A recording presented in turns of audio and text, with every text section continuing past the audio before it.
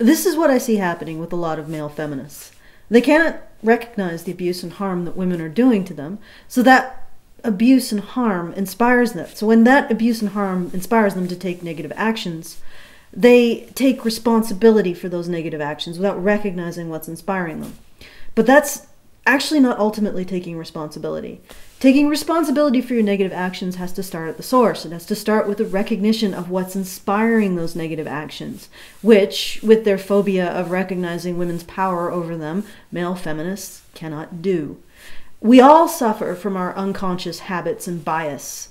When you cannot correctly identify the source of your negative behaviors and the pressures being placed on you to engage in them, you can't stop them. This is why I find feminist men to be far scarier than any other group of men, including men with a cuck worldview, because at least those men recognize women's behavior as bad. Male feminists, on the other hand, are like a dammed lake being fed a constant, steady stream of female negativity directly into their subconscious that they can't reject or process. They can't even acknowledge it. At some point, that dam breaks, and they get a gun and shoot their girlfriend in a parking lot for trying to leave them.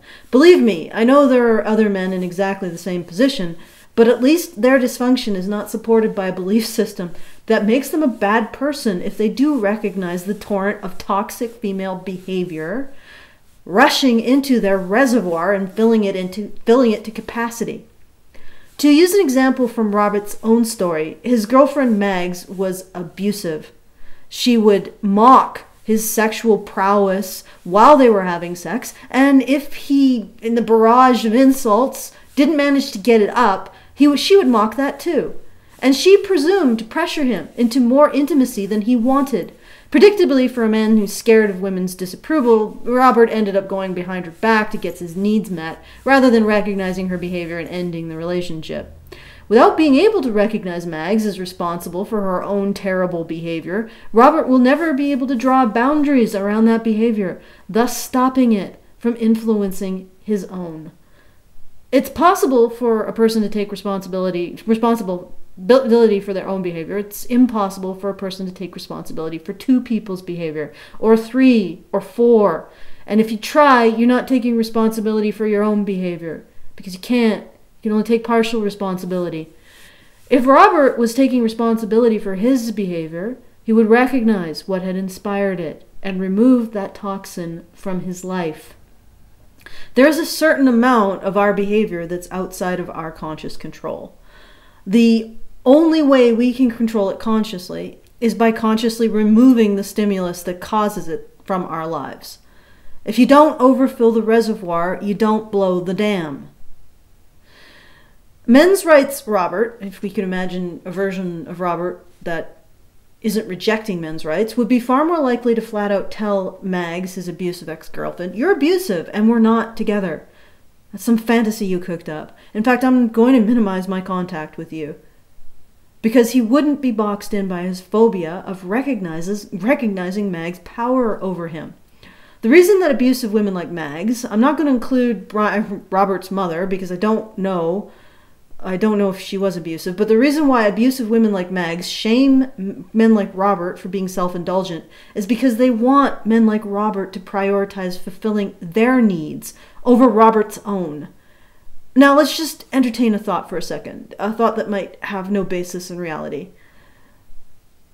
Is it possible that what you experience from your abusive, is it possible that what Robert experienced from his abusive ex-girlfriend Mags is commonly experienced by men?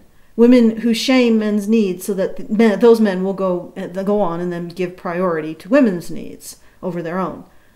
There are men's rights advocates and people in the world who would call this man a cuck. Because, of course, if a woman betrays a man and abuses him, it's his fault, not hers. But I don't see how that's really different than what Robert is doing. He's running away from recognizing women's power over him and his vulnerability to them using words like male privilege, patriarchy, and toxic masculinity, which reorientates him as the prime mover and architect of his own fate. Now, he would probably say that he's different. He's actually okay with accepting women having power over him. He just has a belief system in which women having power over him is impossible. because male privilege, patriarchy, and toxic masculinity preclude that happening. Therefore, he doesn't really have to acknowledge that power exists because it can't possibly exist. So Robert supports strong, independent women, just like he might support the idea of unicorns or fairies or the Easter Bunny. They don't exist in his worldview, but in the abstract, they're sort of cool. I suppose it all depends on where you fall on the spectrum of valuing the exercise of masculinity. If you don't value it, you blame men exercising masculinity for women abusing men. As Robert colorfully put it, Dr. Frankenstein is being fucked by his own monster. If you do value it, you blame men for not exercising masculinity for women abusing men. From where I'm standing, both of these positions, Robert's worldview as a feminist and the cuck worldview of, let's call them alt-feminists, both of these positions are identical. They are identical because at the end of the day, they both blame the same person and they both avoid recognizing the same thing: women's power over men. But at least the ones who talk of pussy whipped and cucked can see the behavior as negative on the part of women.